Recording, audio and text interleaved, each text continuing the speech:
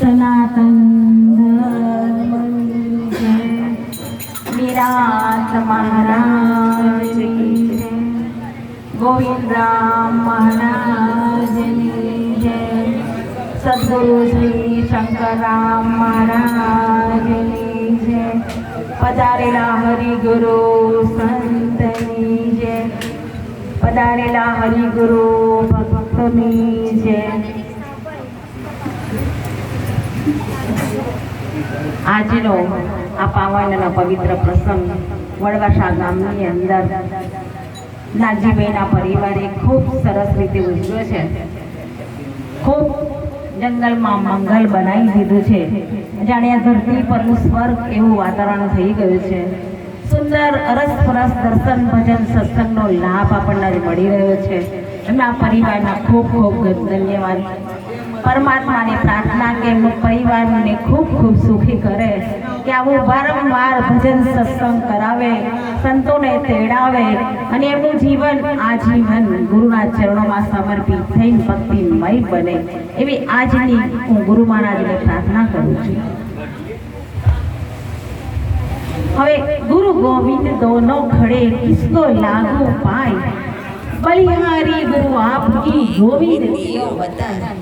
મહારાજે એમણે કીધું કે ગુરુ વગર ઉદ્ધાર નથી, ગુરુના શરણે જયા વગર પોતાનું સ્વરૂપનું ખબર નથી પડતી।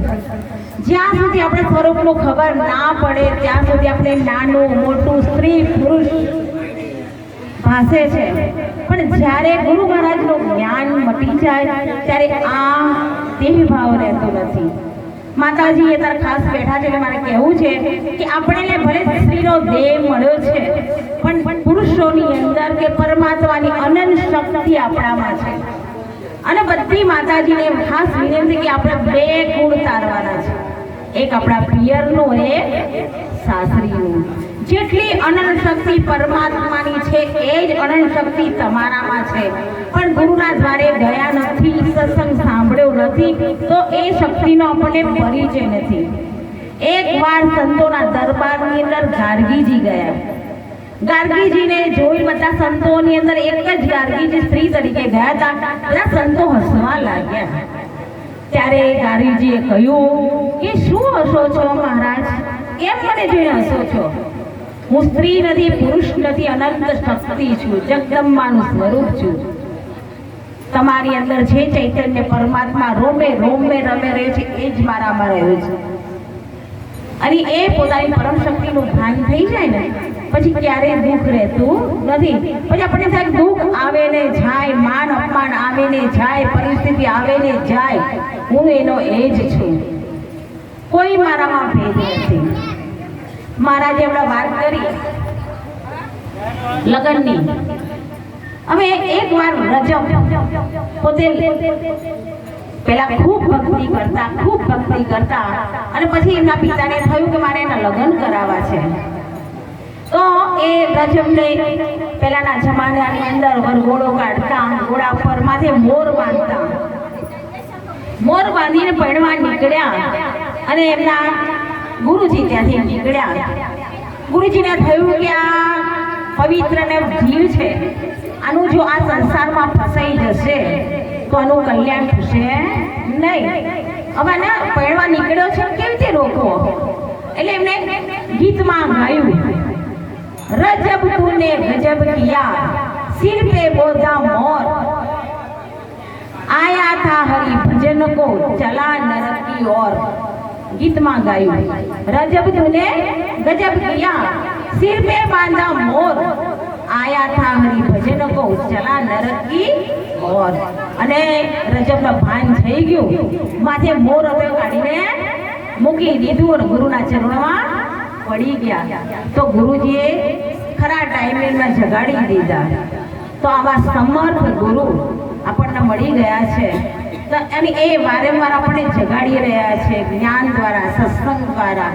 અને એ ગુરુજી ક્યાંય નથી, તમારી અંદર જ છે અને વારંવાર તમને જગાડે છે, પણ આપણે એનું ધ્યાન નથી, આપણને ખબર નથી કે આ ગુરુજી આપણને જગાડે છે। એટલે આપણે શું કરીએ છીએ, આપણે કોઈ તકલીફ આવે તો આપણે બીજાને કહેવા જઈએ છીએ, આપણે ભુવાની જોડે જઈએ છીએ, માતાની જાતરોમાં પૈસા ખર્ચીએ છીએ, મંદિરો મહાદેવોમાં ફરીએ છીએ, પણ અંદર જતા નથી.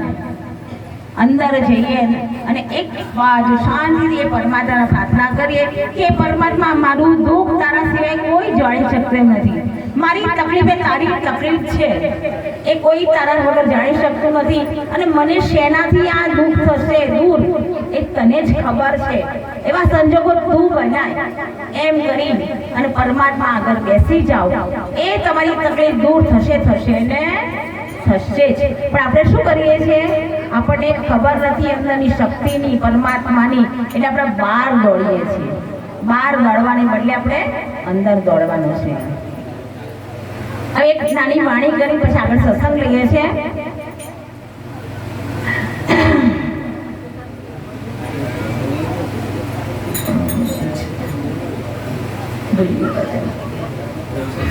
ચાલો સારું. તો અહીંયા મારી આજનો સત્સંગ એવું છે કે રાખે છે ટેક તેને મળે અનેક રામ, ટેક રાખે તો પ્રભુ કેમ ના મળે. ટેક રાખવાથી પરમાત્મા મળે છે. તો અહીંયા એક સરસ ઉદાહરણ છે. એક બ્રાહ્મણ હતા અને એક ભરવાડ હતા. આ બંને મિત્રો હતા. ભરવાડ અને બ્રાહ્મણ બંને મિત્રો હતા. હવે આ બંને ટેક રાખી કે આપણે બંને સાથે ટેક રાખીએ.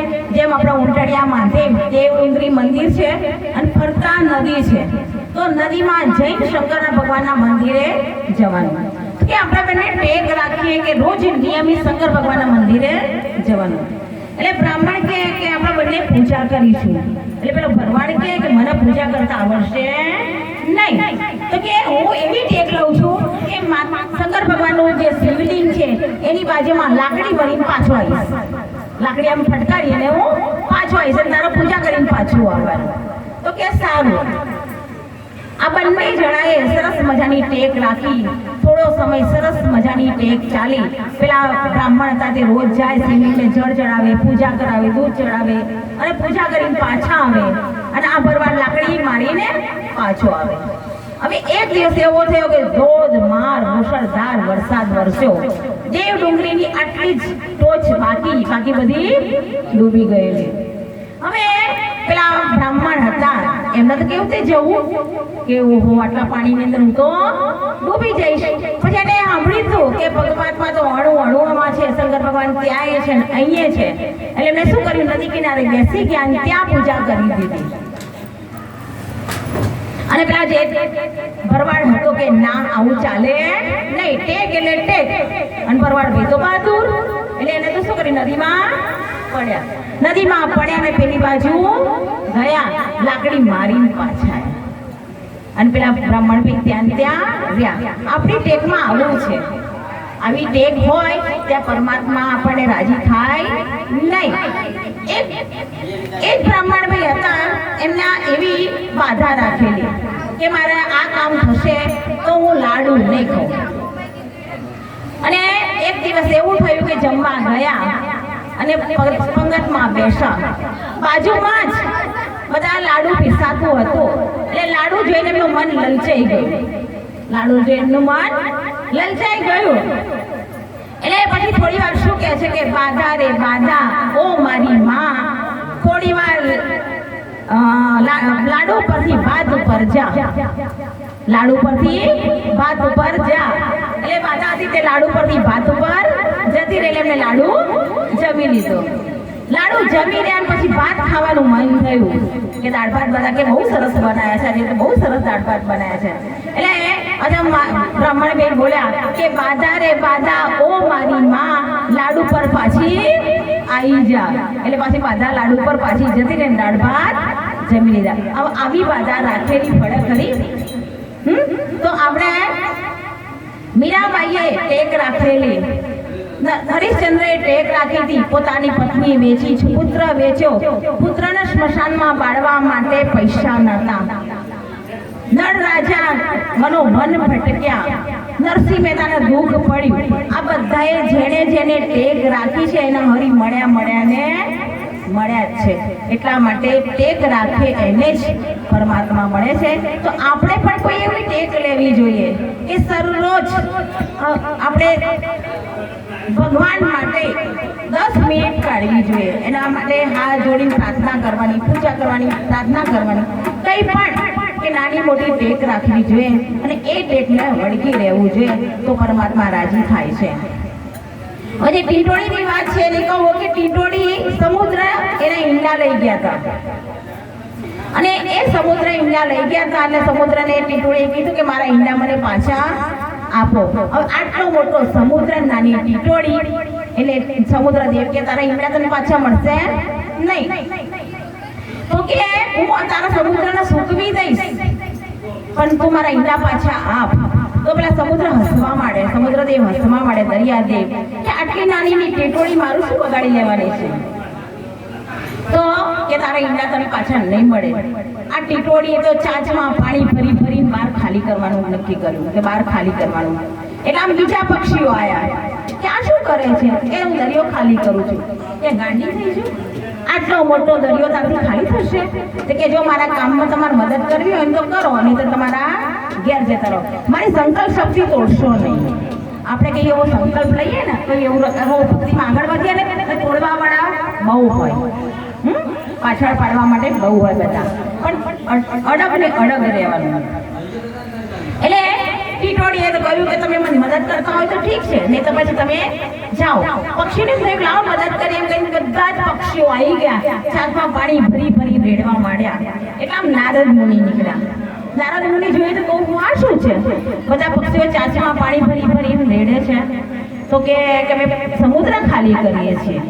તો કે ઓહો હો હો. નારદજી તો ગયા પક્ષીરાજ ગરુડ પાસે. ગરુડજી તમે જુઓ તો ખરો નીચે ધરતી પર તમારી પક્ષીઓની સમુદ્ર હાંસી ઉડાવે છે. ઓહ, દરિયામાં એટલી બધી તાકાત. પક્ષીરાજ ગરુડ તો આવ્યા ને વચ્ચો વચ દરિયામાં બેસી ગયા. પાંખો આમ હલાવતા હલાવતા આખો દરિયો દોડ્યો. એવો દરિયો દોડ્યો, દરિયામાં હલચલ મટી ગઈ. જીવ પણ અંદર પોકારવા માંડ્યા કે દરિયાદેવ અમને છોડાવો, દરિયાદેવ અમને છોડાવો. દરિયો ઈંડા લઈને આવ્યો અને લે ટીટોળી તારા ઈંડા પાછા. પક્ષીરાજ ગરુડને કહે કે શાંત થઈ જાય. તો આટલી નાનકડી ટીટોળીની અંદર આટલી બધી શક્તિ છે કે દરિયાદેવને પણ હલાવી શકે. એ જ પરમ શક્તિ તમારી અંદર છે. એ જ પરમ શક્તિ સહેજ પણ લગાર પણ ઓછી નથી. એ પરમ શક્તિનું આપણને ભાન નથી એટલે આપણે રખડીએ છીએ, ફરીએ છીએ, મંદિરો મહાદેવોમાં ફરીએ છીએ, પણ એ પરમ શક્તિ આપણી જોડે જ છે. અને એના આધારે તમે જુઓ કે રાજા હોય કે રંગ, અમીર હોય કે ગરીબ, નાનો હોય કે મોટો, પણ એની અંદર ચેતના એકની એક છે. ચેતનામાં કોઈ જરા પણ ફેરફાર નથી. જેમ કે ફૂલનો હાર બગીચાની અંદર ખેતરમાં સરસ મજાના ફૂલ ઉગ્યા હોય ત્યારે ખેતરનો માલિક એમ કહેશે કે આ ફૂલ મારા છે, ફૂલ મારા છે. એ ખેતરના માલિક છે એને તોડી એને બજારમાં વેચી જાય એટલે મોટા વેપારીના ત્યાં જાય. મોટા વેપારી કહેશે આ ફૂલ મારા છે. એ વેપારી મોટા વેપારી ત્યાંથી નાના વેપારીઓ લઈ જાય. નાના વેપારીઓ કહેશે ફૂલ મારા છે. અને એ જ ફૂલ પછી આપણે બધા લાવીએ, હાર બનાવીએ અને આ ગુરુ મહારાજને પહેરાવીએ, સંતોને પહેરાવીએ. આ હારને આપણે શું કરીશું? પાંદડીઓ કરી દઈશું, છૂટી બધા સંતો પર નાખીશું. એ પાંદડીઓ કાલે શું કરી જવાની? કચરો. અને એ પાંદડીઓ આમ ત્યાં ગમે તે આપણે નાખીશું. એના પાછો માટીનો, પાણીનો, હવાનો સંગ થશે. એમાંથી શું બનશે? ફૂલ. શું બનશે? ફૂલ. તમે બધા તો ખેડૂતો છો, મારા કરતા વધારે જાણો છો કે આ પાંખડીઓ છે ને છૂટી તમે અહીંયા નાખો અને હવા, પાણી અને જમીન મળી જાય તો શું થાય? ફૂલ ઉગે. એમાંથી પાછું ફૂલ થવાનું, ફૂલમાંથી પાછું એની એ જ પ્રોસેસ થવાની, પણ એની અંદર જે ચૈતન્ય પરમાત્મા છે એનો એ જ છે. લેશ માત્ર પણ ફેર નથી. પરિસ્થિતિ બદલાય છે, નામ, રૂપ, ગુણ, જીવ, ઈશ્વર, માયા આ બધું બદલાય છે, પણ એને જોનારો સાક્ષી ચૈતન્ય સ્વરૂપ જે પરમાત્મા છે એ એકલો એક છે, જરા પણ બદલાતો નથી. એના માટે કબીરજીએ કહ્યું છે કે કબીરા કુવા એક હૈ પનિહારી અનેક, ન્યારે ન્યારે બર્તનો મેં પાણી એક કા એક.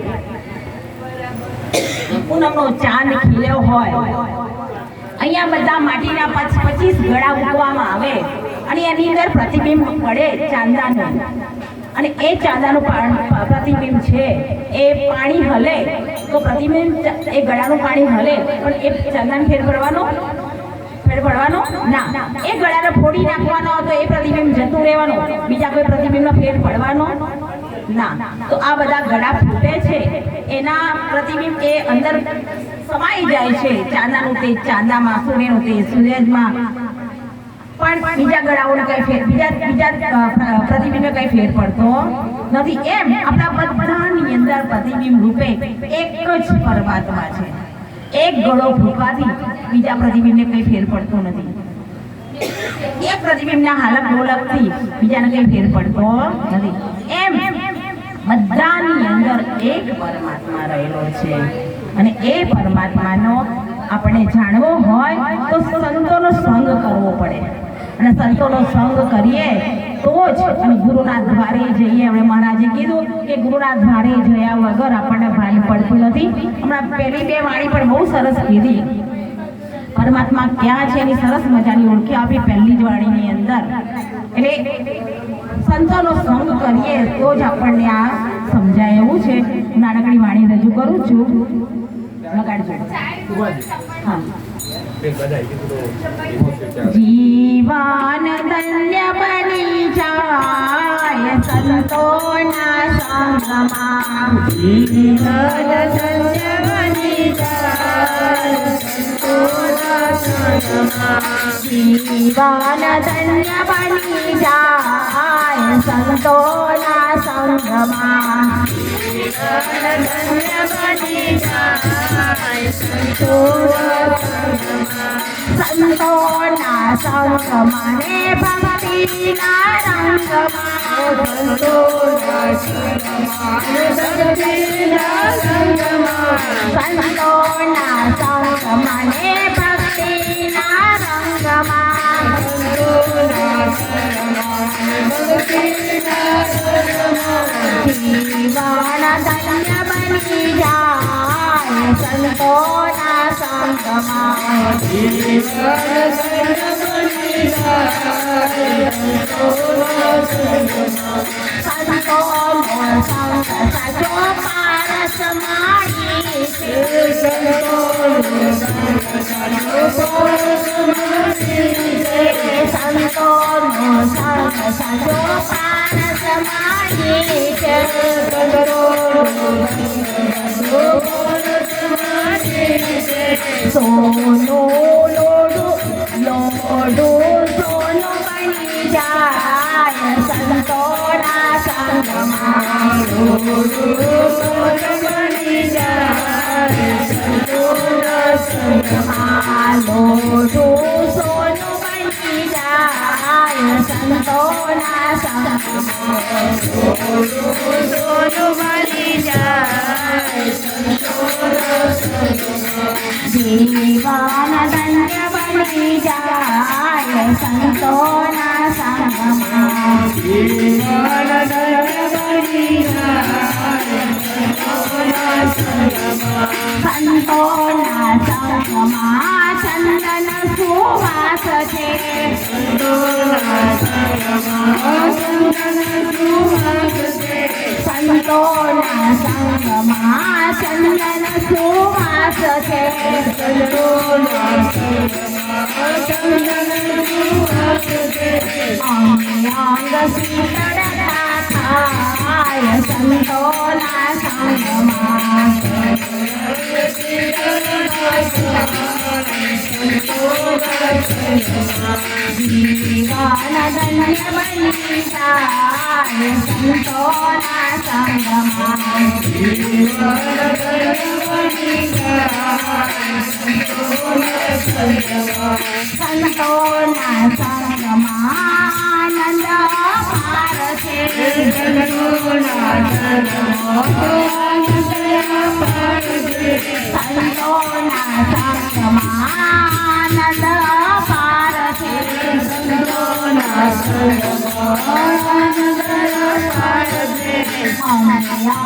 શીતળતા થાય સંતોના સંગમાં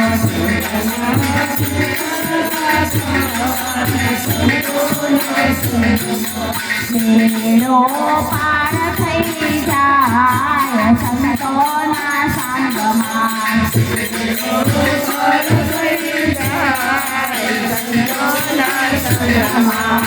જીવન ધન્ય બની જાય સંતોના સંગમાં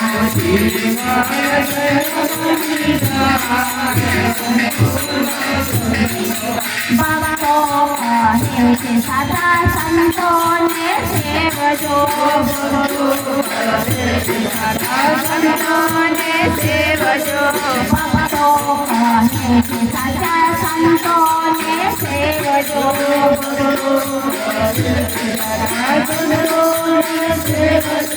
ચોરસના ફેરા ચડી જાય સંતોના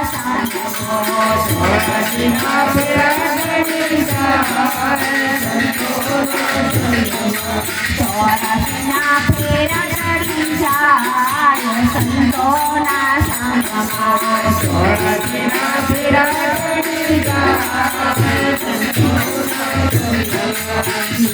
જીવન ધન્ય બની જાય સંતોના સંગમાં જીવન ધન્ય બની જાય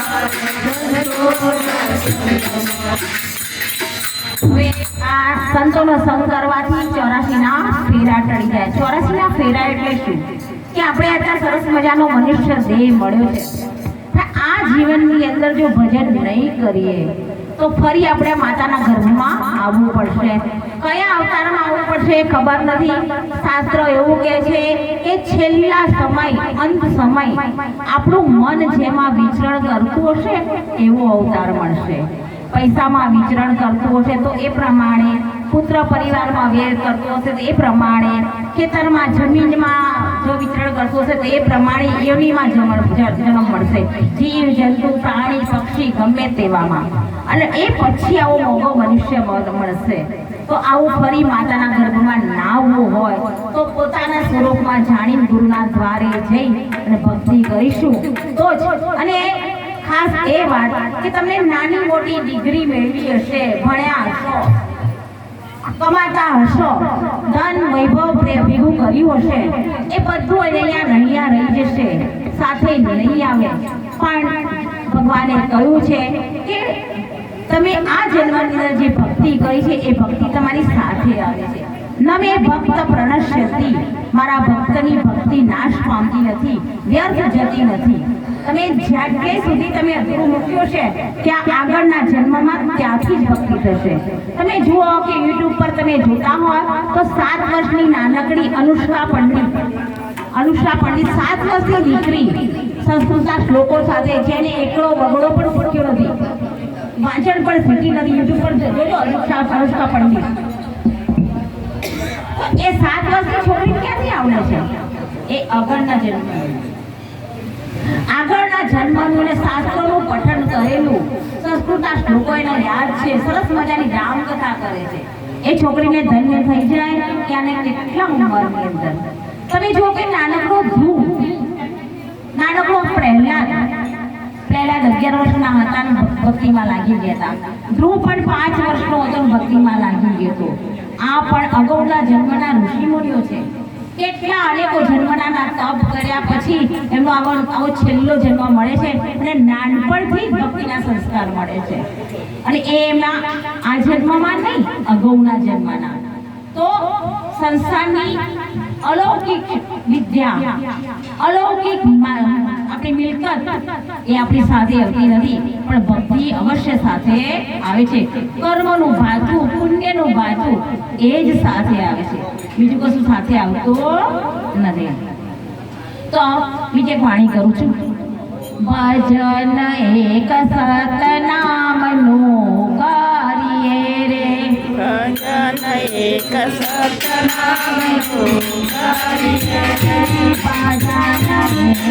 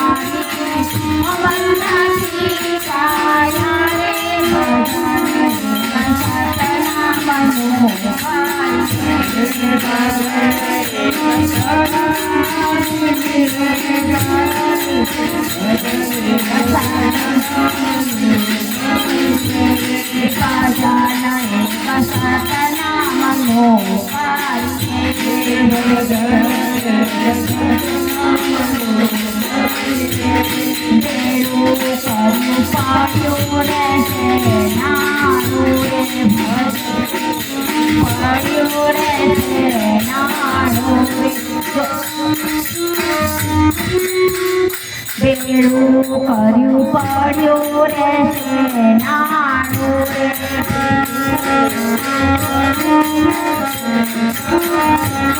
ભોજન આનું ભર્યું રે પાનું રે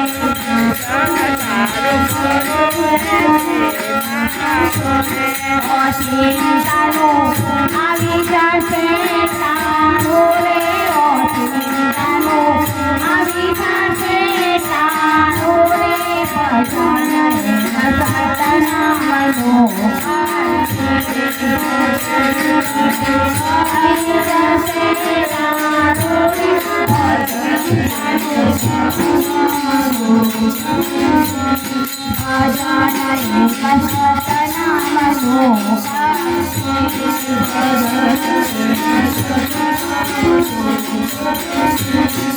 માતા તાતા બેના બહેરી નાચે માતા તાતા બેના બહેરી નાચે તાતે તો નહીં આવે તારે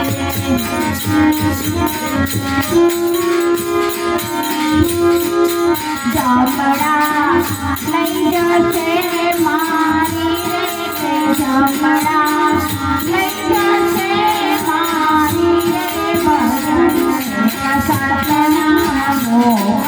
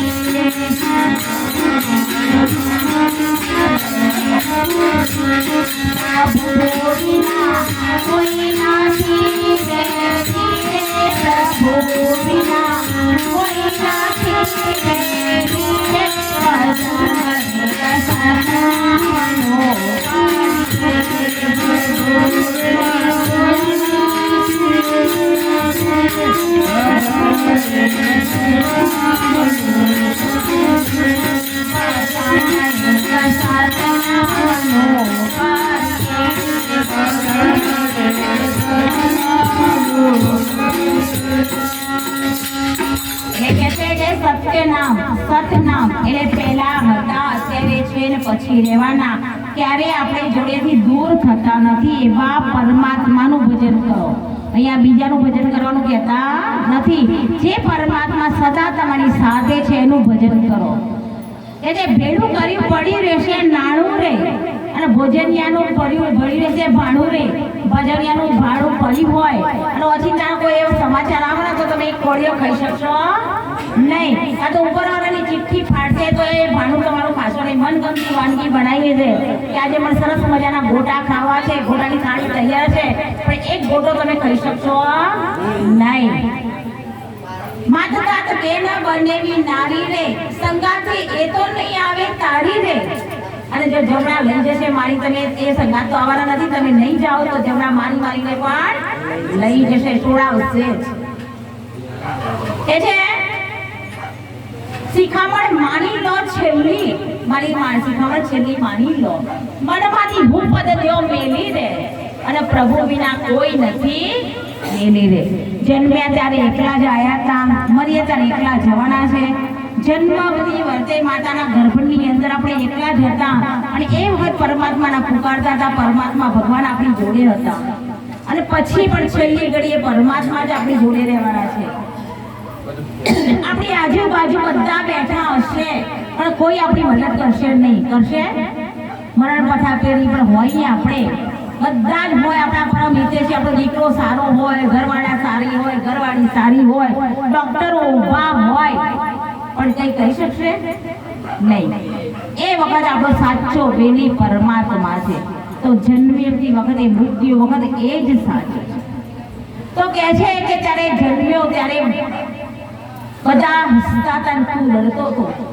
આપણે જન્મ્યા ત્યારે ઉવા કરીએ છીએ ને, તો આપણે રડીએ છીએ, બધા હસતા હોય છે કે ફલાણા ભાઈના ઘેર બેબી આવી, બાબો આવ્યો, એમ કરી બધા હસતા હોય છે. જ્યારે મરીએ ત્યારે શું થાય છે? આપણે હસતા હસતા જઈએ, પાછળ બધા રોવે છે. પણ ક્યારે બધા ક્યારે રડે? એ તમે કઈ એવા કામ કર્યા હશે તો કે ફલાણા ભાઈ બહુ સરસ હતા, બહુ સારું કરતું હતું, બધાના આંખમાં આંસુ હશે કે ગયા ખોટા ગયા, એની જરૂર હતી.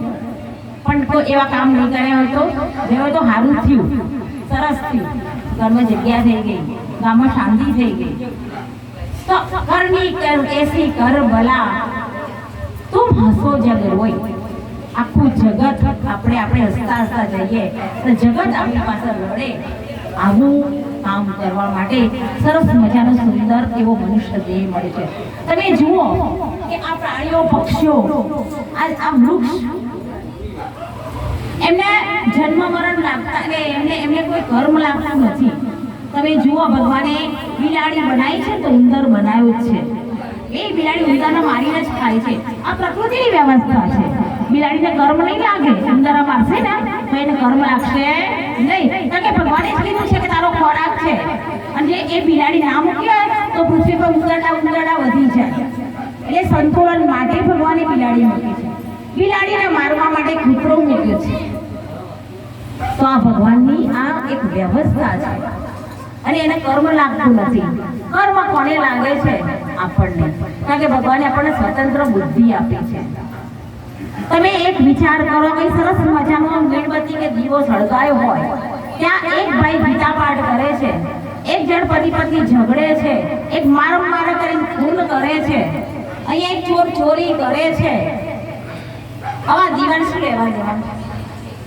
દીવાન કોઈ લેવા દેવા ખરું? દીવાનું કામ છે પ્રકાશ આપવાનું. દીવાનું કામ શું છે? પ્રકાશ આપવાનો. હવે એ પ્રકાશની સત્તાથી એ દીવાના અજવાળે આપણે શું કામ કરવું એ આપણે વિચારવાનું છે. અને એ વિચાર, એ બુદ્ધિ ફક્ત ને ફક્ત પરમાત્માએ મનુષ્ય દેહમાં જ આપી છે. મનુષ્ય જન્મમાં જ આપણી બુદ્ધિ આપી છે. સારા સારો વિવેક આપ્યો છે. આ ખાવું, આ ના ખાવું, આવું કરવું, આ ના કરવું, આવું જીવવું, આવું ના જીવવું, આવું બોલવું, આવું ના બોલવું, આ બધાનો સારો વિવેક ફક્ત પરમાત્માએ મનુષ્ય દેહને જ આપ્યો છે. એને જ કર્મ લાગતું નથી, બાકી બધાને કર્મ લાગે છે. તમે જુઓ આ વૃક્ષ, એને સરસ, એને અત્યારે ગરમી લાગે છે, ખસી શકે છે નહીં.